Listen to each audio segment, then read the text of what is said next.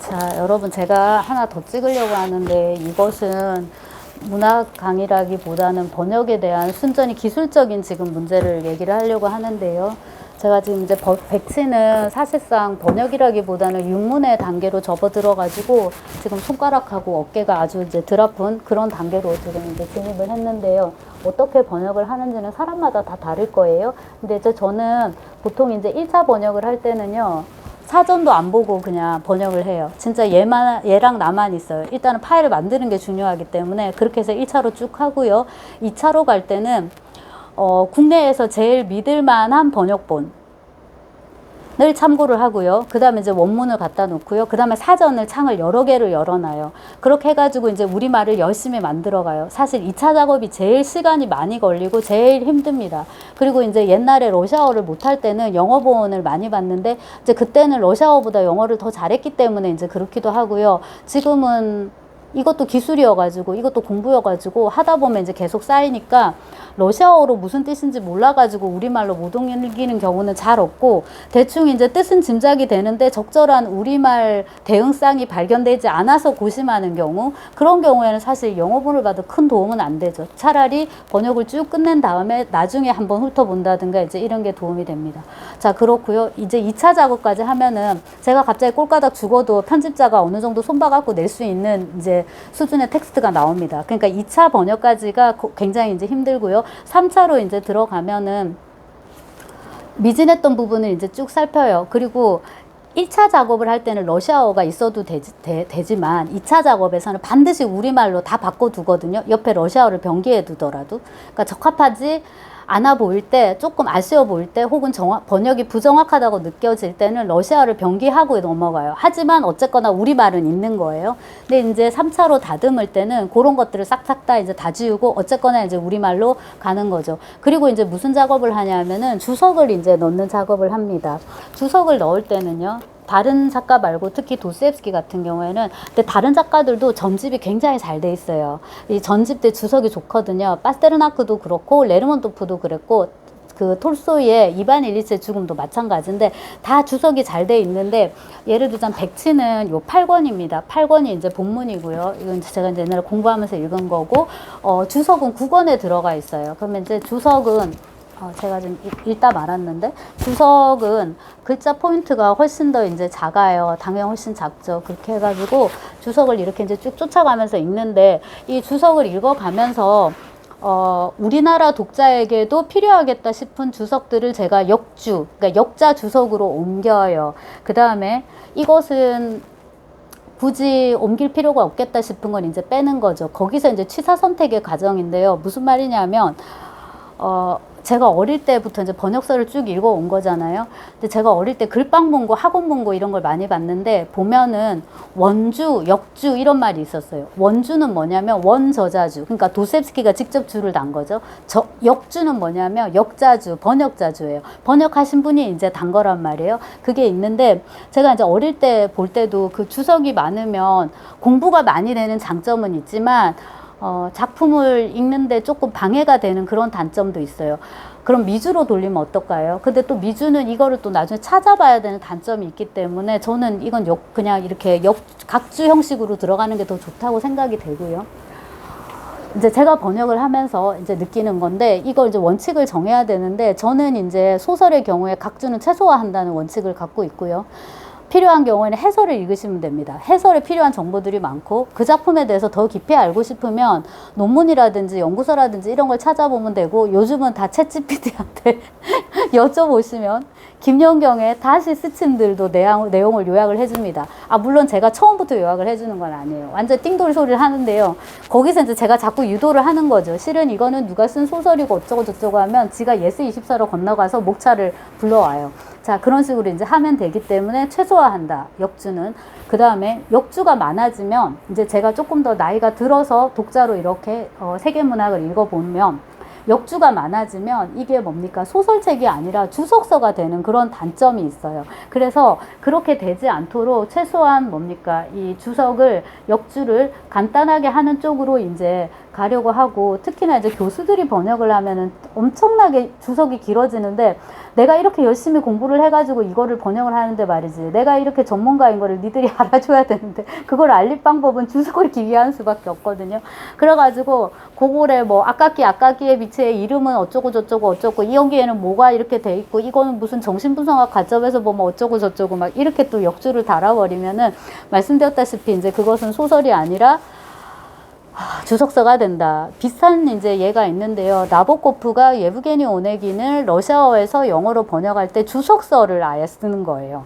번역이 있고 주석을 이만큼 달아요. 그리고 이제 나보코프는 끼가 있으니까 그거 기법을 이용해가지고 자기가 소설을 쓰는 거죠. 창백한 불꽃 이제 이런 식으로 그 주석 쓰는 소설로 뭐 비슷하게 보르헤스 소설을 떠올려 보시면 될 것 같은데, 일단 번역을 하는 입장에서는 이제 요거를 최대한 이제 참고서로 해가지고 이제 주석을 달고 있고, 그 다음에 요즘은 검색 채널이 워낙에 잘 돼 있기 때문에 그 검색 채널을 이용해가지고 또 검색을 해가지고 이제 다는 경우도 있습니다. 근데 제가 이제 이 책자랑도 할 겸, 이제 아카데미판 전집 자랑도 할 겸, 그 다음에 이제 제가 전공하는 이 러시아 문학을 전공하는 러시아의 학자들 자랑을 좀 하자면 엄청나게 성실하다는 거. 이 깨알 같은 주석들, 그 다음에 어떤 인용문이 나와요. 뭐 어디서 이렇게 말을 했다지 않습니까? 이렇게 나오는데 못 찾았다고. 이것의 출처를 아직까지 발견하지 못했음. 이것까지도 주석에 써요. 이제 그런 어떤 학자적인 성실성, 굉장히 아날로그적이죠. 그죠? 시간 많이 걸리고. 네. 그런 거라든지, 예. 그래서 이제 우리가 이거를 참고를 해갖고 주석을 이제 다는데, 지금 열린 책들 백치 제가 많이 읽었고요. 그 다음에 이제 문학동네 백치, 그거 여기 있네. 죽은 사람은 모든 것을 말할 수 있다. 이 인용의 근거는 찾지 못했다. 어디 있는지 밝히지 못했다라고 이제 이렇게 달아놓고 있는데, 아무튼 그 문학동네 번역도 그렇고요. 선생님들이 기존에 번역하시면서 참고한 주석의 그 원천은 다 여기서 나왔을 거예요. 저희가 비슷한 책을 보면서 공부를 하니까. 근데 이제 저는 그거보다 조금 더 이제 뒤에 번역하고, 그 바람에 또 뭡니까? 검색 기술 같은 게 많이 이제 발전을 하는 바람에 구글을 주로 많이 검색을 하는데, 이제 거기서 필요한 정보들을 최대한 더 이제 이렇게 갈무리를 해가지고 이제 하면 되고요. 자, 그래서 이거는 이미 이제 3단계로 온 것이고요. 그 다음에, 요거 때문에 이제 폈는데요. 저는 지금까지 당연히 번역을 제 손으로 했습니다. 당연히 제 손으로 했죠. 아까 말씀드렸다시피 1단계, 2단계, 3단계. 그 다음 이제 경우에 따라서는 4단계, 5단계까지 가는데, 제일 많이 본 거는 지하로부터의 수기예요. 그건 왜 많이 봤냐면 출판사에서 빨리 내주지 않아서 시간이 많아가지고, 그러면 저도 할 일이 없으니까, 그때 뭐 애도 없고 혼자 완전 살 때니까 저도 심심하니까 제가 교정 한번 더 보고 보낼게요 해가지고 이제 많이 봤는데요. 여하튼 이제 그 단계에서 타인의 손을 전혀 빌리지 않아요. 전부 저 혼자예요. 근데 이제 그 사이에 인공지능 번역기가 너무 발전을 해가지고 그것을 한번 사용을 해볼까 하는 생각을 하고 있습니다. 자, 이거는 뭐 지금 계약서를 쓴 것은 아닌데요. 도스옙스키의 두 번째 소설인 분신인데요. 요 2권에 들어와 있습니다. 도스옙스키의 분신은 물론 이제 번역이 돼가지고 있고, 제가 한번 찍은 적도 있거든요.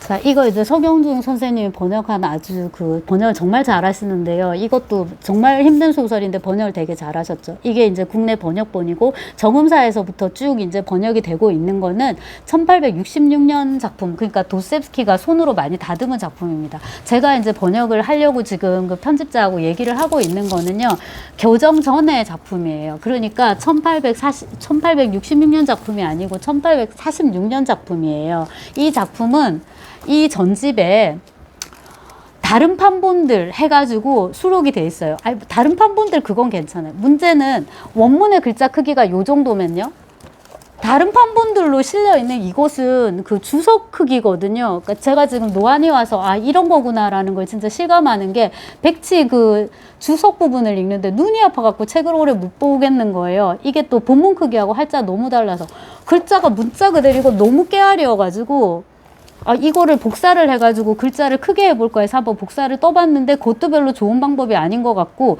진짜 이건 물리적으로 번역이 아주 힘들겠구나라는 지금 생각을 하게 됐단 말이에요. 그리고 이제 저는 이 박사 논문 주제가 분신이었기 때문에 이 판본 비교를 하면서 되게 꼼꼼하게 읽었는데 예컨대 이제 이 부분은 없어졌어요. 66년 판본에서 그런 것들을 이제 대조를 하면서 벌써 20년 됐네요. 열심히 이제 읽었던 기억이 이제 기도 하고 작품 자체를 좋아하지 않습니다. 좋아하지 않지만 지금 말씀드렸다시피 제가 진짜 이 작품 전공자예요. 제가 전공자예요. 그래서 이제 번역을 하는데 자 이제 기술적인 문제가 있는데 말씀드렸다시피 글자가 너무나도 깨알 같아서 이거를 가지고 번역을 하려면 활자 크기를 더 크게 하든지 해야 되겠다. 가 있고요. 근데 더 쉬운 방법이 있단 말이에요. 해야 되나? 자 한번 해볼게요. 자 이걸 제가 주었어요. 그러니까 인터넷에서 진짜 소 뒷걸음질 치다가 쥐를 잡는 격으로 이 파일을 덩어리째 이제 어떻게 발견을 했는데 요게 1846년판 분신이란 말이에요. 그러면 이게 요거를 클릭을 하면 이쪽 출판사로 넘어가요. 그래서 자 여기가 이제 1장인데요. 이게 1846년판은 선호하는 판본이 아니기 때문에 파일이 많지가 않고 그 다음에 여러분은 구분을 못 하시겠지만 이건 혁명전의 알파벳이거든요. 근데 사실 저 같은 전문가가 독해를 하기에는 큰 무리가 없어요. 그래서 일단 이 파일을 가지고서 옮길 수 있겠다. 어떻게 옮기냐면요. 자, 제가 막간에 백치를 실 때 2차 작업을 하고 실 때 이 분신 파일을 만들었는데 이렇게 해가지고 원문을 긁어와요. 저 PDF 파일에서 긁어와가지고요. 이걸 보고 제가 직독직해로 이렇게 옮기는 거예요. 이게 이제 제가 1차로 번역하는 거거든요. 구dun과 골리앗끼리 어떻게 깨어났는가에 관하여 혹은 뭐 깨어난 이야기, 그가 옷을 차려입고 자기가 가야 할 길로 출발한 이야기 혹은 뭐 어떻게 출발했는가에 관하여, 관해라고 하지 않고 관하여 골리앗기시가 자기 눈앞에서 스스로를 어떻게 정당화했는지 혹은 변명, 그 다음 나중에 혹은 그 이후 용감하고도 솔직하게 그러면서도 고귀함을 잃지 않은 채 최선의 방식으로 행동하는 규칙을 어떻게 도출했는지에 관하여 끝으로 골리앗기 씨가 어디에 들렸는지에 관하여인데요. 이거 이제 문장을 나중에 만드는 작업이 필요할 건데 1차에서는 뭐가 중요하다? 어쨌거나 이 파일을 지금 만드는 게 중요한 거예요. 자, 그래서 이제 이 작업을 지금 지금 말고 좀 이따 하게 될 텐데요. 만약에 번역기 도움을 받는다면은 1차에서 이제 하게 될 텐데 지금 이제 이거 제가 구한 게 이거예요. 이게 딥L 라이트라고 돼 있네요. 얘를 한번 시켜갖고 해보고 있거든요. 무척 어려워요. 뭐가 어렵냐면요. 기계 작동 방식이 어렵고 그 다음에 이제 이 친구한테 1차 파일을 이걸 너무 기니까 번역을 또 못하더라고요. 그래서 1장만 뜯어갖고 이제 번역을 시켜봤더니 이렇게 이제 번역을 해줬는데 드보이니 이것도 번역이 안 되고 미스터 골리앗끼의 모험 그 다음에 제1장 뭐라고 해놨나요? 골리앗끼는 의원이래. 의원이 깨어난 방법, 그가 어떻게 자신을 장비하고 그가 가는 곳으로 갔는지 장비했대요. 고야드킨이 자신의 눈에 자신을 정당화한 방법과 그 용감한 발과 고귀함이 없는 솔직함으로, 고귀함이 있어야 되는데 행동하는 것이 가장 좋다는 규칙을 어떻게 만들었는지에 대해, 고려드끼니 마침내 어디로 갔는지에 대해, 이렇게 이 정도면 잘해주는 건가요? 그래서 이거에 대한 이제 고민이 있고요. 밑에 이제 이렇게 본문을 쭉 이제 이렇게 만들어 준 거예요. 근데 이제 이 번역기가 워드 파일밖에 인식을 못한다고 해가지고 일단 워드로 했고요. 저는 이제 HWP 파일을 써야 되니까 이거를 옮기는 작업을 해야 될 건데 일단 좀 고민이 되는 부분이 있고, 이거는 배치인데 이제 이미 3차 단계로 넘어오면은 이렇게 이제 다 그림이 그려져 있는 거죠. 이렇게 문장이 다 만들어져 있고 이제 이런 식으로 요 러시아어가 요렇게 번역되는 게 적합한가 아닌가, 이제 이런 것들을 이제 고민하는 단계에서는 당연히 인공지능의 도움을 받거나 하지는 않을 거예요. 여기 그 다음에 이제 태역 중위 뭐 이런 거라든가, 그 다음에 저는 숫자에 약해가지고 항상 이제 번역을 할 때 숫자를 바로 표기했나 이제 이런 걸 본다는 거예요. 그런 거 좀 유심히 보고요. 회피하지는 요런 거, 뭐 물러나지는 뭐 다른 표현이 가능할지 이제 이런 걸 고민하는 단계일 거고요. 자, 그래서 다시 오면 이제 그 국내 초역을 제가 번역을 한 경우는 없거든요. 저는 다 국역본이 있고 심지어 그 국역본이 다들 너무 좋아가지고 남이 가본 길을 그냥 가는 거예요. 남이 가본 길을 가니까 이제 부담은 더 좋은 길을 제시를 해야 된다. 더 좋은 번역을 제시해야 된다. 그런 강박을 저는 근데 별로 갖지 않아서 그것도 강박이 아니에요. 그러니까 기존에 번역이 있는 거 무조건 좋은 거였는데 분신은 문제가 뭐냐면은 여기 분신이 번역이 있지만 그리고 연리책들 이 번역이 아주 좋지만 제가 아는 번역은 판본이 다르기 때문에 국내 초역이라는 겁니다. 그러면 이제 국내 초역인 이런 작품을 번역함에 있어서 그 다음에 이제 신간들 있잖아요. 신간들은 다 국내 초역이고 그 다음에 이제 영어, 프랑스어, 독일어, 뭐 일본어 이런 이제 많이 번역되는 책들 같은 경우에는 퍼블릭 도메인이라 그러던데 그 저작권이 빠듯하거든요. 빨리 번역 출판 그 기한이 정해져 있어요. 그러니까 빨리 번역을 해야 되는데 인공 번역기의 도움을 많이 받는 걸로 이제 제가 들었거든요. 근데 이제 그쪽은 수준이 되게 높은가 싶을 정도로 러시아어 번역기는 단어조차도 막 제대로 찾아놓지 못하고 이래가지고 과연 저 친구의 도움을 받을지 말지 저도 이제 심히 고민이 되고 그냥 이제 좀 어깨가 아프고 손가락이 아프더라도 앞서 이제 제가 보여드렸죠. 그 PDF 파일에서 이렇게 뜯어와가지고 직독직해로 대충 이제 한 대여섯 줄씩 10줄씩 옮기고 또 옮기고 그렇게 하고 이제 1차 작업 끝낸 다음에 그러니까 파일이 만들어졌죠. 파일이 만들어졌으면 이제 그 다음에는 2차 작업 들어가서 영어본이나 아마 그 초판본은 영어본도 찾기가 힘들 거예요. 초판본은 잡지본이라서 요렇게 이제 그 주석 뒤에 딸려 붙어 있는 그런 형식이거든요. 그래서 좀 찾기 힘들 것 같긴 한데 어쨌거나 이제 찾을 수 있다면 이제 영어본까지 갖다 놓고 이제 하는 식으로 가야 될 텐데 그 과정에서 이제 저 친구의 도움을 어떻게 받을지 그리고 기술적으로 일단 저는 너무 힘든 거예요. 저걸 떼다 갖다 붙이고 그 다음에 저 친구가 번역을 하는데 내 노동이 드는 건 아니지만 시간이 들더라. 근데 전 지금 시간 많아요. 시간 많죠. 자, 그 다음 문제가 저거를 빨리빨리 번역을 시키려면 또 뭐가 듭니까? 당연히 돈이 들겠죠. 저거를 뭐지? 회원가입 한 다음에 유료로 뭔가 돈을 내면은 빠른 시간에 이 큰 문서 덩어리를 이제 번역을 해주는 건가 봐요. 제가 지금 해보진 않았어요. 왜냐면 당장은 백지가 급하니까. 그런 식으로 이제 기술적으로 활용할 수 있지 않을까 하는 지금 생각을 하고 알아보는데 일단 원칙적으로 인공지능 번역은 출간하면 안 되는 걸로 돼 있다고 하더라고요. 이제 그거는 1:1 100% 옮기는 거죠. 100% 인공지능 번역으로만 된 텍스트를 이제 출간하기 시작하면은 저작권이나 이런 것들이 완전히 블랙홀처럼 이제 될 것이 분명하기 때문에 하지만 이제 지금 보니까는 초역 같은 거는 특히나 영어 같은 경우는 번역 수준이 엄청 높기 때문에 영어 번역 수준이 높은 거는 위키피디아 같은데 가서 뭐 예를 들어서 안톤이 아니라 파벨 뭐 안넨코프 이렇게 딱 검색을 딱 해서 이거를 러시아어 텍스트가 뜨잖아요. 그거를 번역기로 딱 해갖고 번역을 시켜보면 러시아어는 어버버버 하지만 영어는 그 굉장히 읽을 만한 텍스트가 나오더란 말이에요. 그리고 이제 1차 작업을 말하자면 해주는 거죠. 이걸 옛날로 치면은 이제 대학원생들이 하던 작업이죠. 그걸 하면 이제 선생님들이 입히는 2차, 3차 작업을 이제 그거라도 하시면 다행이고 안 하시는 심지어 그런 양심 없는 분들도 계셨을 건데 그런 분들이 많지 않았을 거라 생각하고요. 2차, 3차 작업이 이제 교수가 한다 치면 앞에 1차 작업을 이제 대학원생 시키는 거죠. 그거를 인공지능 번역기가 한다라고 생각할 수도 있을 거예요. 그렇게 이제 하면은 좀 활용해 볼 수도 있겠지만 제가 지금 생각에는 조금 지금 그 3줄, 2줄 번역을 해 봤지만 공부만큼 정직한 게 없거든요. 내가 자꾸 들여다보고, 내가 자꾸 써보고, 내가 타이핑해보고, 그 다음에 계속 또 생각하는 거죠. 누워서도 생각하고, 걸으면서도 생각하고, 뭐, 화장실에서도 생각하고, 김치볶음밥 만들면서도 생각하고, 계속 생각하는 거죠.